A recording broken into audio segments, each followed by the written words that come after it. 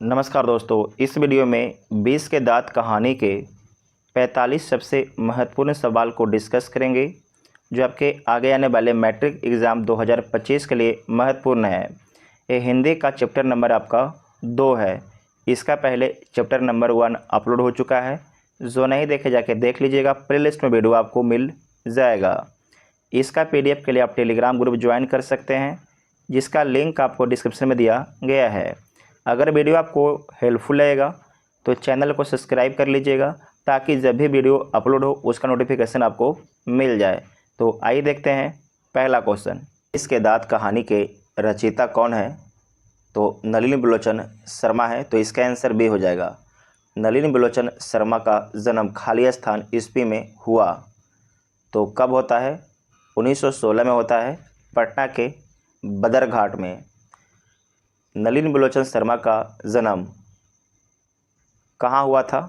तो पटना के बदरघाट में हुआ था। 20 के दांत पाठ की विधा क्या है? निबंध है, व्यक्ति चित्र है, कविता है, कहानी है। तो आपको ध्यान रखना है कि ये कहानी है। ये क्या है? कहानी है। गिरधर लाल का बेटा है, जो गिरधर लाल है उसका बेटा का नाम क्या था? तो उसका बेटा का नाम था मदन। क्या नाम था? मदन। खोखा किस कहानी का पात्र है? तो खोखा 20 के दांत के कहानी का पात्र है। मदन किसका बेटा है? तो मदन गिरधर लाल का बेटा है। गिरधर लाल का बेटा है। सेन साहब की कितनी लड़कियां थी? तो सेन साहब की 5 लड़कियां थी। सेन साहब की 5 लड़कियां थी और उनका नाम इस प्रकार है। उनका नाम है सीमा, रजनी, आलो, शेफाली, आरती। पाँचों किनकी बेटियां हैं? तो पाँचों सेन साहब की बेटियां हैं। ना उम्मीद बुढ़ापे की आँख का तारा है, कौन है? तो इसमें ध्यान रखना है, खोखा है। जो खोखा है इसका वास्तविक नाम कासू है। खोखा का वास्तविक नाम क्या है? कासू है। बंगाल में खोखा खोखी लड़का लड़की को बोला जाता है। किसके अनुसार सेनों ने सिद्धांतों को भी बदल दिया था? किसके अनुसार?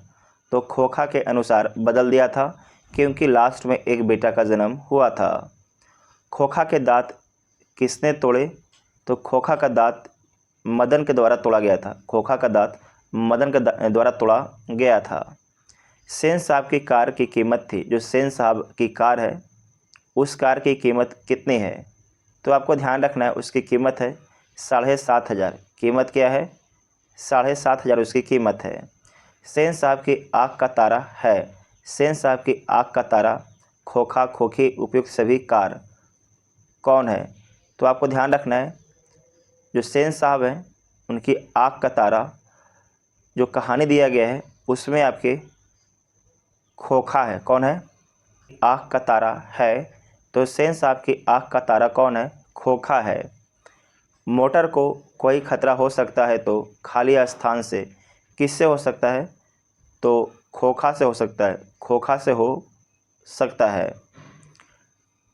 लड़कियां तो पाँचों बड़ी सुशील 5-5 ठहरी, और सो भी लड़कियां तहजीब और तमीज़ की जीती जागती मूरत ही है। उपयुक्त गद्यांश किस पाठ का है? ये जो गद्यांश लाइन है किस पाठ का है? तो 20 के दांत कहानी का है। 20 के दांत कहानी का है। सेन साहब की नई मोटर कार किस रंग की है? जो मोटर कार खरीदा गया था 7,500 में, उसका रंग काला था। महल और झोपड़ी की लड़ाई में अक्सर महल वाले ही जीतते हैं। इस गद्यांश के लेखक कौन है? तो इसके लेखक हैं नलिनी बिलोचन शर्मा हैं। 20 के दांत कहानी किस वर्ग के अनेक अंतर्विरोधों को उजागर करती है? तो मध्यम वर्ग के अनेक अंतर्विरोधों को उजागर करती है। सेन साहब अपने बेटे खोखा को क्या बनाना चाहते थे? तो सेन साहब अपने बेटे खोखा को बिजनेसमैन और इंजीनियर बनाना चाहते थे। तो इसका आंसर हो जाएगा सी। सेन साहब की नई मोटर कार की पिछली बत्ती का लाल शीशा किसने चकनाचूर किया था? तो आपको पता है किससे डर था? आपके खोखा से डर था। जो खोखा है उसका नाम कासू है। खोखा जीवन के नियम का अपवाद था और यह अस्वाभाविक नहीं था कि वह घर के नियमों का भी अपवाद हो। यह गद्यांश किस पाठ का है? तो यह गद्यांश आपके 20 के दांत कहानी का पाठ है। जो खोखा है इनके पिता का नाम क्या है? तो सेन साहब इनके पिता का नाम है। किसके लिए घर में अलग नियम थे, दूसरी तरफ की शिक्षा दी थी? किसके लिए घर में अलग नियम थे, दूसरी तरह की शिक्षा दी थी? तो किसके लिए अलग नियम था? तो बेटियों के लिए अलग नियम था, बेटियों के लिए अलग नियम। मैं चाहता हूँ कि वह जेंटलमैन ज़रूर बने और जो कुछ बने उसका काम है, उसे पूरी आज़ादी रहेगी। अपने बच्चों के विषय में ऐसा ख्याल किनका है? ऐसा ख्याल किनका है? तो आपको ध्यान रखना है अखबार नवीस का। किसका है? अखबार नवीस का है। तो इसका आंसर डी हो जाएगा। ऐसे ही लड़के आगे चलकर गुंडे, चोर, डाकू बनते हैं। यह पंक्ति कहानी के किस पात्र ने कही है? तो ये बात बोला गया था सेन साहब के द्वारा। गिरधर लाल सेन साहब की फैक्ट्री में क्या था? तो एक किरानी था। एक क्या था? एक छोटा सा किरानी था। हिंदी कविता में प्रपदवाद के प्रवर्तक कौन है? इसके आपके प्रवर्तक कौन है? तो नलिन बिलोचन शर्मा हैं। मैं चाहता हूँ कि वह जेंटलमैन ज़रूर बने और जो कुछ बने उसका काम है, उसे पूरी आज़ादी रहेगी। अपने बच्चों के विषय में ऐसा ख्याल किनका है? तो ऐसा ख्याल जो है अखबार नवीस का। किसका है? अखबार नवीस। अखबार नवीस सेन साहब का दोस्त है। ऐसे ही लड़के आगे चल के गुंडे, चोर, डाकू बनते हैं। यह पंक्ति कहानी के किस पात्र ने कही है? तो यह पंक्ति बोला गया है सेन साहब के द्वारा। सेन साहब के द्वारा बोला गया है। किसके लिए बोला गया था? तो मदन के लिए बोला गया था। गिरधर लाल सेन साहब की फैक्ट्री में क्या था? तो सेन साहब की फैक्ट्री में एक छोटा सा किरानी था। हिंदी कविता में प्रपदवाद के प्रवर्तक कौन है? तो इसके प्रवर्तक हैं नलिन बिलोचन शर्मा। किनकी लड़कियां तहजीब और तमीज़ की जीती जागती मूरत हैं? तो किनकी हैं? सेन साहब की हैं। सीमा, रजनी, आलो, शेफाली, आरती पाँचों किनकी बहनें थी? तो ये पाँचों आपके खोखा की बहन है, जिसे कासू बोला जाता है। झोपड़ी और महल की लड़ाई में अक्सर कौन जीतते हैं?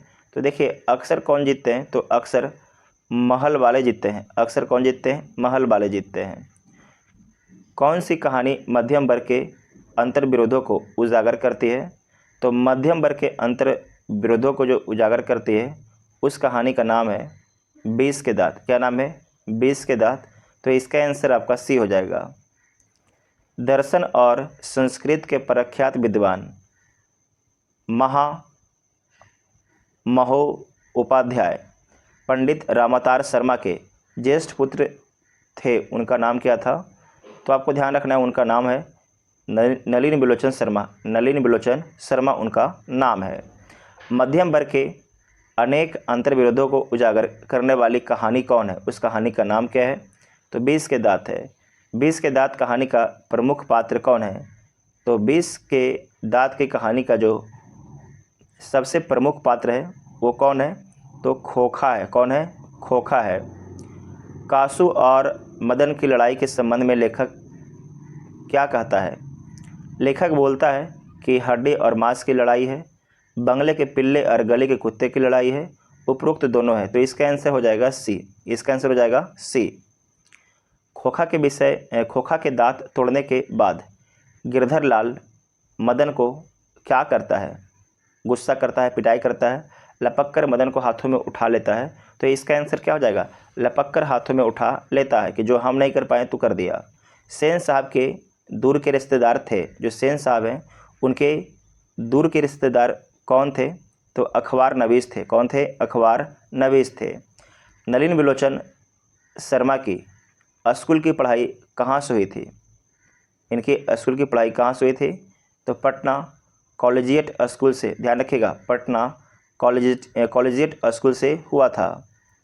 नेक्स्ट है कि नलिनी बिलोचन शर्मा प्राध्यापक रहे हैं। कहाँ के प्राध्यापक रहे हैं?